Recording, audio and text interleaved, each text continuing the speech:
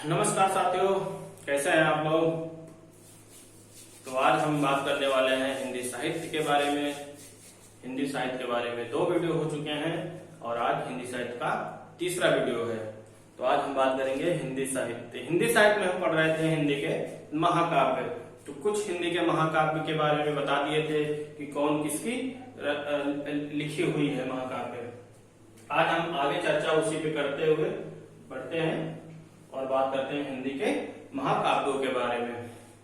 तो हिंदी के महाकाव्य बात करने से पहले हम कुछ 2-3 क्वेश्चन ऐसे जान लेते हैं। जैसे कहा जाए हिंदी साहित्य का इतिहास सर्वप्रथम किसने लिखा था।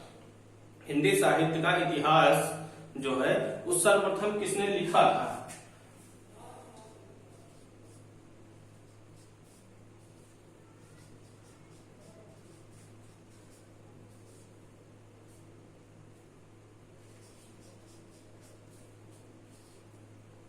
हम बात कर रहे हैं हिंदी साहित्य का इतिहास।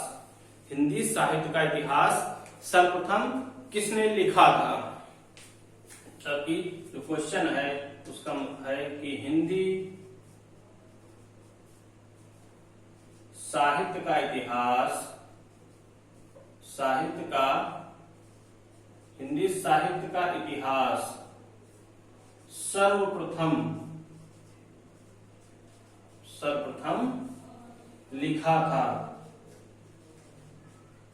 लिखा।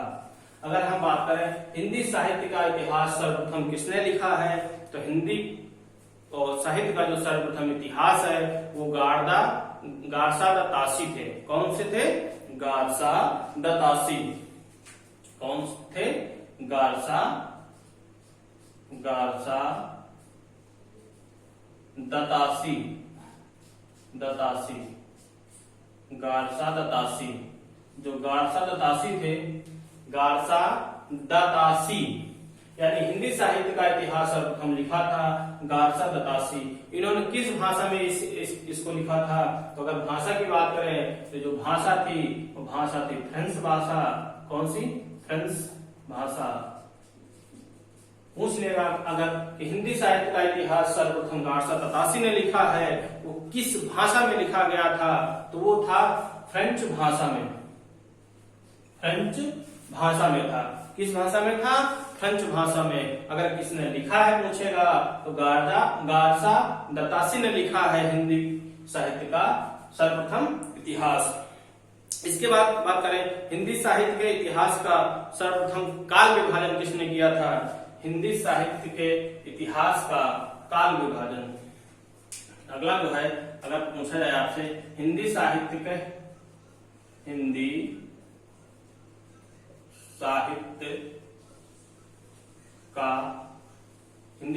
इतिहास का सर्वप्रथम काल विभाजन किसने किया था। सर्वप्रथम काल विभाजन किसने किया था? विभाजन किया था। अगर पूछा जाए हिंदी साहित्य के इतिहास का सर्वप्रथम काल विभाजन किसने किया था, तो वो थे जॉर्ज ग्रियर्सन। कौन थे? George Grierson. कौन थे? George Grierson. हिंदी साहित्य के इतिहास का सर्वप्रथम काल विभाजन के बारे में बात करें। ये क्वेश्चन पूछे जाते हैं एग्जाम में, कई बार पूछे जा चुके हैं। इससे पहला पूछा जा चुका है आपका हिंदी साहित्य के इतिहास का सर्वप्रथम किसने लिखा था, तो गारसा दत्तासी थे। और हिंदी साहित्य के इतिहास का सर्वप्रथम काल विभाजन के बारे में बात करें तो काल विभाजन किसने किया था? जॉर्ज ग्रियर्सन ने किया था। किसने किया था? जॉर्ज ग्रियर्सन ने किया था। अगर कहा जाए हिंदी की पहली आत्मकथा, अगर बात किया जाए कि हिंदी की पहली आत्मकथा, हिंदी की पहली आत्मकथा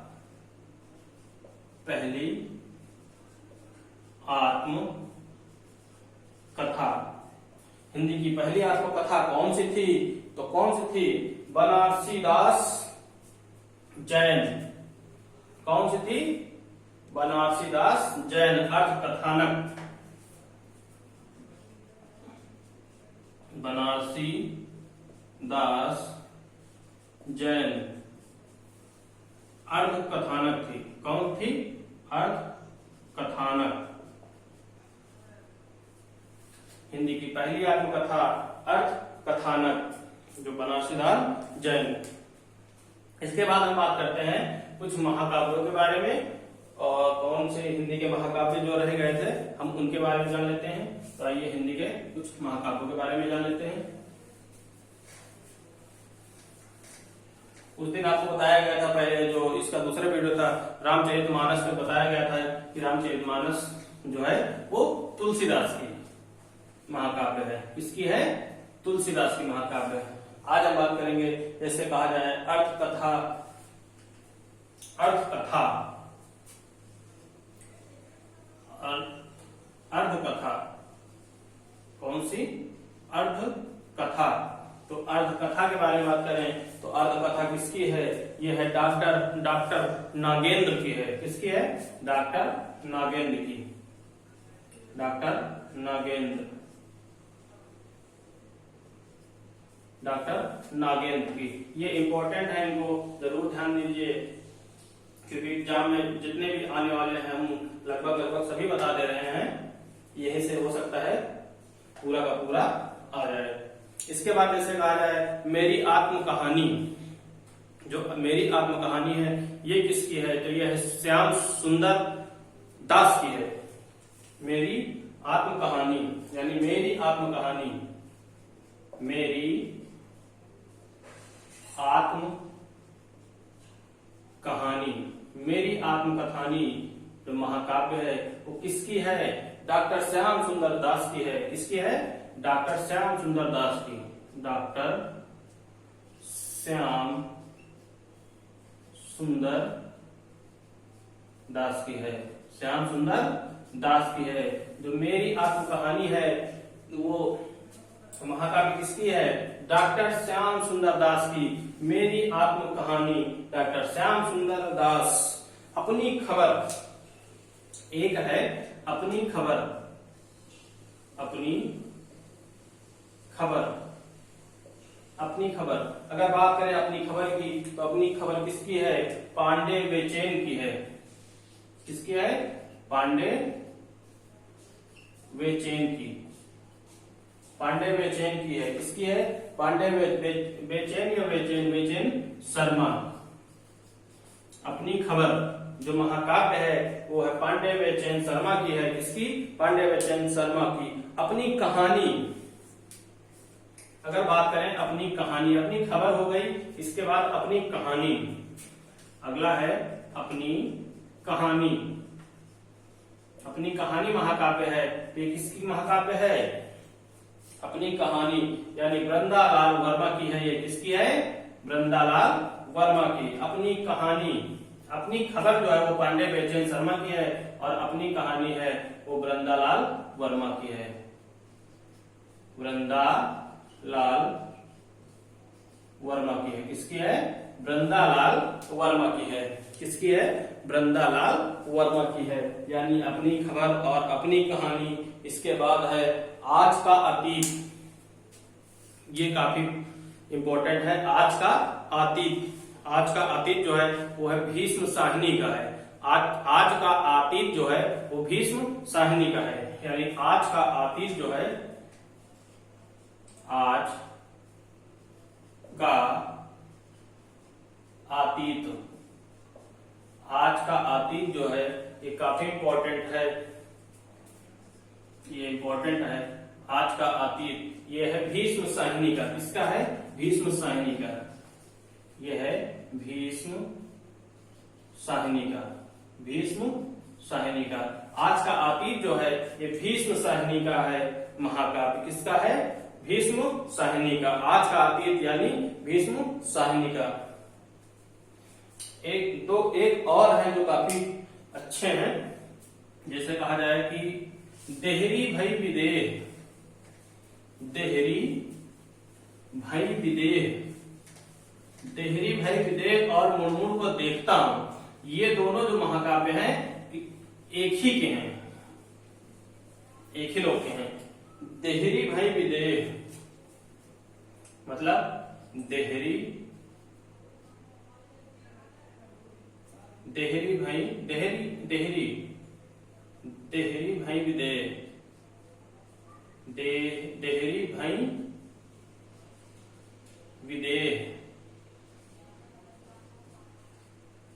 देहरी भाई विदेह, देहरी भाई विदेह। और एक और है कि मुड़ मुड़ कर देखता हूं। कौन सा है? मुड़ मुड़ मुड़ मुड़ कर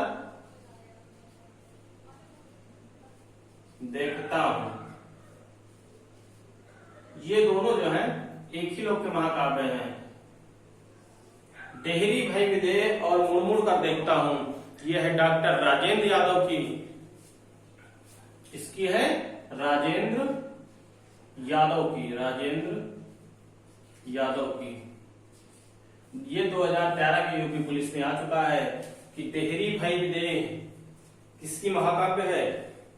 तो ये है डॉक्टर राजेंद्र यादव की। मतलब ये राजेंद्र यादव की देहरी भाई, ये यूपी पुलिस में पूछा गया है 2013 के यूपी पुलिस में, 2013 वाले में पूछा गया है कि देहरी भाई विदेह जो है वो किसकी महाकाव्य है? तो ये है राजेंद्र यादव की है।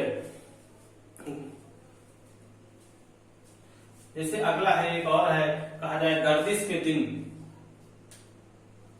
गर्दिश के दिन, गर्दिश के दिन। अगर गर्दिश के दिन की बात करें तो गर्दिश के दिन जो है वो कमलेश्वर की है। किसकी है? कमलेश्वर की है, कमलेश्वर की है। किसकी है? कमलेश्वर की। यानी गर्दिश के दिन जो है वो कमलेश्वर के हैं। किसके हैं? गर्दिश के दिन जो है कमलेश्वर के हैं। कमलेश्वर के जो है वो गर्दिश के दिन है, उनके गर्दिश के दिन चल रहे हैं। लगता नहीं दिल मेरा, लगता नहीं दिल मेरा, ये भी काफी इंपॉर्टेंट है। मतलब लगता नहीं दिल मेरा, लगता नहीं दिल मेरा, लगता नहीं दिल मेरा, ये तो याद ही हो जाएगा। लगता नहीं दिल मेरा, यानी ये कृष्ण अग्निहोत्री की है। किसकी है? कृष्ण अग्निहोत्री की है। लगता नहीं दिल मेरा कृष्ण अग्निहोत्री की है, कृष्ण अग्निहोत्री की है। होत्री, लगता नहीं दिल मेरा कृष्ण अग्निहोत्री की, यानी कृष्ण का नाम आया है यहाँ पे। लगता नहीं दिल मेरा, यानी गोपियों से ये जुदा हो गए, यानी कृष्ण अग्निहोत्री। लगता नहीं दिल मेरा, लगता नहीं दिल मेरा। कुछ कहने कुछ अनकहनी, कुछ कहने कुछ अनकहनी, कुछ कहने कुछ अनकहनी, कुछ कहने कुछ अनकहनी, ये किसकी है? कुछ कहने कुछ अनकहनी, मतलब ये है शीला झुनझुनवाला। कौन? शीला झुनझुनवाला, झुनझुन वाला। कुछ कहने कुछ अनकहनी, यानी शीला झुनझुनवाली वाला की महाकाव्य है। शीला झुनझुनवाला। अब ये पता नहीं शीला झुनझुनवाला ये लड़की है या लड़का, ये तो हमको भी नहीं मालूम। शीला झुनझुनवाला, शीला झुनझुनवाला है, इसका मतलब लड़की ही होगा, होगी, लड़की होगी ना। हो सकता है लड़का भी हो झुनझुनवाला। ठीक है, तो ठीक है। कुछ कहने कुछ अनकहनी, लगता नहीं दिल मेरा, ये तो याद ही हो गया होगा कि लगता नहीं दिल मेरा, मतलब ये कृष्ण अग्निहोत्री की है। लगता नहीं दिल मेरा, लगता नहीं दिल मेरा। अच्छा, कस्तूरी कुंडली बसे, कस्तूरी कुंडली बसे। एक है कस्तूरी कुंडली बसे, कस्तूरी कुंडली बसे, कस्तूरी कुंडली बसे। कस्तूरी कुंडली वसै, ये भी एक चर्चित है कि कस्तूरी कुंडली वसै, और ये किसकी है, ये किसकी है, ये मैत्रेयी पुष्पा की है। किसकी है, मैत्रेयी पुष्पा की है।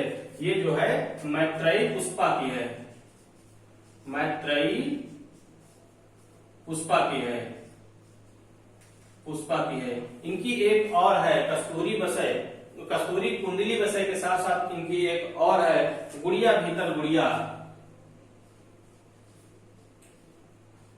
ये भी काफी फेमस है, गुड़िया भीतर गुड़िया, गुड़िया भीतर गुड़िया। यानी ये दोनों जो हैं ये मैत्रेयी पुष्पा की हैं। कस्तूरी कुंडली वसै और गुड़िया भीतर गुड़िया किसकी है, ये मैत्रेयी पुष्पा की है। अन्य से अनन्या, अन्य से अनन्या, ये भी काफी फेमस है, अन्य से अनन्या, यानी अन्य से अनन्या, अन्य से अनन्या, ये किसकी है, अन्य से अनन्या, ये प्रभा खेतान की है। किसकी है, प्रभा खेतान की, प्रभा खेतान की है, अन्य से अनन्या यानी प्रभा खेतान की है। इसके बाद और भी है जैसे कि मूर्धिहा, मणिकर्णिका, मूर्धिहा और मणिकर्णिका, मूर्धिहा और मणिकर्णिका, ये जो है ये डॉक्टर तुलसीदास की है। किसकी है, तुलसीदास की है। सिकजे का दर्द, सुशीला टकभौरे। चलिए, जैसे कि इसमें एक और क्वेश्चन हम आपसे पूछ लें, जिससे कहा जाए हिंदी की पहली दलित आत्मकथा, हिंदी की पहली दलित आत्मकथा, तो हिंदी की जो पहली दलित आत्मकथा है वो कौन सी है, हिंदी की पहली दलित आत्मकथा, हिंदी की पहली दलित आत्मकथा, आत्मकथा काफी इंपॉर्टेंट है भैया, ये काफी बार पूछा जा चुका है कि हिंदी की पहली दलित आत्मकथा कौन सी है। तो हिंदी की पहली दलित आत्मकथा कौन सी है, अपने अपने पिंजरे है। कौन कौन सी, अपने अपने पिंजरे, अपने अपने पिंजरे। हिंदी की पहली दलित आत्मकथा अपने अपने पिंजरे। हिंदी की जो पहली दलित आत्मकथा है वो है अपने अपने पिंजरे। तो ये हो गए आपके महाकाव्य। महाकाव्य आपका समाप्त हो गया। और महाकाव्य के बाद जो तीसरा टॉपिक आपका है, तीसरा नहीं चौथा होगा इस बार, क्योंकि जीवनी हो गया, उपन्यास हो गया, महाकाव्य हो गया। अब जो हम बात करेंगे वो बात करेंगे आदिकाल के कवि और उनकी रचनाएं, कि आदिकाल के कौन कौन से कवि हैं और उनकी कौन कौन सी रचनाएं हैं। आदिकाल को वीरगाथा काल भी कहा जाता है, आदिकाल को वीरगाथा काल भी कहा जाता है। तो ये आपका महाकाव्य हो गया समाप्त। इसके बाद बात करेंगे हम आदिकाल के कवि एवं उनकी रचनाएं। आदिकाल के कवि और उनकी रचनाएं कौन कौन सी हैं। तो आज हम केवल बात करेंगे आदिकाल के बारे में, कि आदिकाल को आदिकाल किसने कहा है, सिर्फ कवियों के बारे में बात करेंगे। और आदिकाल की रचनाएं जो है वो हम अगले वाले में बात करेंगे। आपको बताया गया था जो 5वां टॉपिक था आदिकाल की रचनाएं जो है वो अगले टॉपिक पे बात होगी। आज सिर्फ हम आपको इतना बताएंगे कि आदिकाल से संबंधित जो कवि हैं वो कौन कौन से हैं। आदिकाल से संबंधित जो कवि हैं वो कौन कौन से हैं। आदिकाल, चलिए जैसे कहा जाए आदिकालीन कवि, आदिकालीन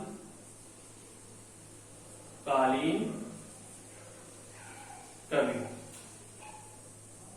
आदिकालीन कवि, क्या, आदिकालीन कवि। आदिकालीन कवि या वीर गाथा काल। आदिकाल को आदिकाल या वीर गाथा काल भी कहा जाता है। क्या कहा जाता है? आदिकाल या आदिकालीन कवि। यहां तो हम आदिकालीन कवि लिख लेते हैं, ठीक। अब बात करते हैं आदिकाल के बारे में। आदिकालीन कवि हो गए। इसके बाद बात करते हैं हम आदि काल या वीर गाथा काल। वीर आदिकाल या वीर गाथा काल। आदिकाल या वीर गाथा काल। आदिकाल या वीर गाथा काल। तो आदिकालीन कवि के बारे में बात करते हैं। जैसे कहा जाए आदिकाल को आदिकाल किसने कहा है, ये काफी इंपॉर्टेंट है कि आदिकाल को आदिकाल किसने कहा है। तो आदिकाल को आदिकाल किसने कहा है? हजारी प्रसाद द्विवेदी। एग्जाम में पूछता है कि आदिकाल को आदिकाल किसने कहा, यानी आदि काल को आदिकाल। आदिकाल को आदिकाल किसने कहा है? आदिकाल को आदिकाल किसने कहा है? तो आदिकाल को आदिकाल हजारी प्रसाद द्विवेदी ने कहा है। किसने कहा है? हजारी प्रसाद द्विवेदी ने कहा है। हजारी प्रसाद द्विवेदी। ये काफी इंपॉर्टेंट है, परीक्षा में पूछे गए हैं और पूछे जाते हैं। आदिकाल को आदिकाल किसने कहा है? अगर पूछा जाए तो आदिकाल को आदिकाल हजारी प्रसाद द्विवेदी। इसके बाद कहा जाए आदिकाल को वीर गाथा काल किसने कहा है? आदिकाल को वीर गाथा काल, यानी आदिकाल को वीर गाथा काल। आदिकाल को वीर गाथा काल। आदिकाल को वीर गाथा काल। वीर गाथा काल। आदिकाल को वीर गाथा काल किसने कहा है? तो आदिकाल को वीर गाथा काल किसने कहा है? आचार्य रामचंद्र शुक्ल ने। किसने कहा है? आचार्य रामचंद्र शुक्ल ने। आचार्य रामचंद्र। आदिकाल को आदिकाल कहा है हजारी प्रसाद ने और आदिकाल को वीर गाथा कहा है काल कहा है आचार्य रामचंद्र शुक्ल। रामचंद्र शुक्ल। रामचंद्र शुक्ल, यानी आदिकाल को वीर गाथा काल किसने कहा है? रामचंद्र शुक्ल ने कहा है। आदिकाल को बीज बपन काल किसने कहा है? आदिकाल को आदि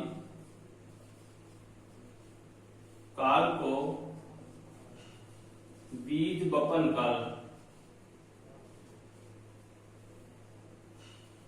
आदिकाल को बीज बपन काल किसने कहा है? ये भी इंपॉर्टेंट है। तो किसने कहा है? इसको कहा है महावीर प्रसाद द्विवेदी ने। किसने कहा है? महावीर प्रसाद द्विवेदी ने। किसने कहा? महावीर प्रसाद द्विवेदी। महावीर प्रसाद द्विवेदी, यानी आदिकाल को बीज बपन काल किसने कहा है? तो महावीर प्रसाद द्विवेदी। अगर आदिकाल को आदिकाल किसने कहा है? तो हजारी प्रसाद द्विवेदी। और आदिकाल को वीर गाथा काल किसने कहा है? तो आचार्य रामचंद्र शुक्ल ने कहा है। और आदिकाल को बीज बपन काल किसने कहा है? तो आदिकाल को बीज बपन काल जो है वो महावीर प्रसाद द्विवेदी ने कहा है। इसके बाद है आदिकाल को सिद्ध सामंत काल किसने कहा है? आदिकाल को सिद्ध सामंत काल किसने कहा है? आदिकाल को सिद्ध सामंत काल। सिद्ध सामंत काल। आदिकाल को सिद्ध सामंत काल किसने कहा है? तो किसने कहा है? ये कहा है राहुल कृष्णन ने। राहुल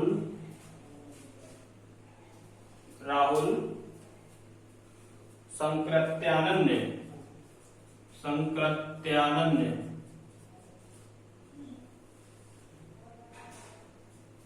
राहुल संकृत्यायन ने।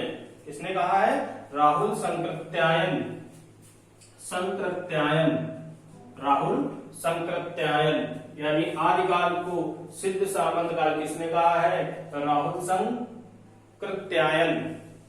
राहुल संकृत्यायन ने आदिकाल को सिद्ध सामंत काल कहा है, सिद्ध सामंत काल कहा है। इसके बाद बात करें, जैसे कहा जाए आदिकाल को उन्मेष या प्रारंभिक काल किसने कहा है? आदिकाल को प्रारंभिक काल किसने कहा है?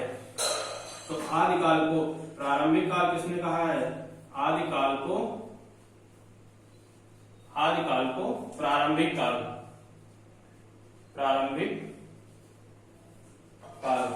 आदिकाल को प्रारंभिक काल किसने कहा है? तो आदिकाल को जो प्रारंभिक काल कहा है वो गणपत चंद्र शुक्ल ने कहा है। किसने कहा है? गणपत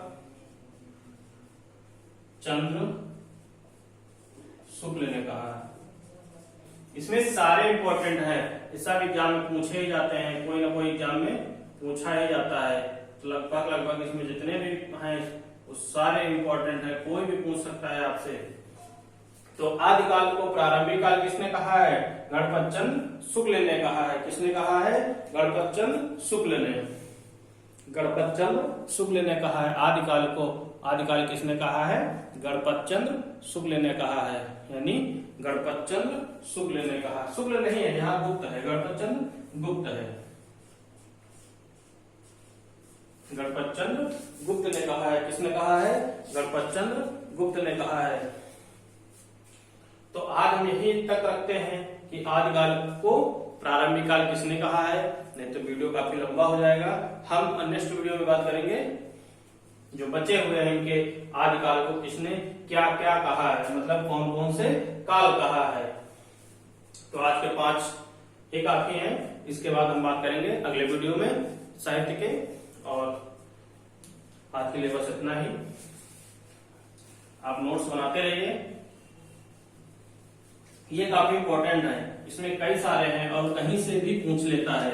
अभी तक सबसे ज्यादा जो इम्पोर्टेंट इसमें आदिकाल किसने कहा है, सबसे इम्पोर्टेंट तो यही है कि आदिकाल किसने कहा है, आदिकाल किसने कहा है।